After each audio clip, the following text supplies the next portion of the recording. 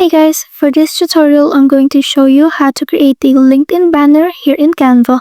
So once you open Canva, over here in the middle, you want to click on social media, then click on LinkedIn, and from here you can choose any of the sizes that you can utilize for your template, but preferably just click on LinkedIn background photo. Then from here, the left sidebar will open up to templates and you will immediately see LinkedIn banner over here at the options. But if you don't, you can search for it here in the search bar, just input LinkedIn banner.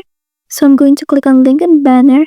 And from here, I can choose from the templates that are available, or you can also search for a specific theme. Just add it over here in the search bar. And once you've selected a template, just click on it. And then you can go ahead and customize this, change it to your own name, your own job title, and you can also put your contact information. And once you're done with that, just click on share, then click on download, and I hope this helps. Thanks for watching.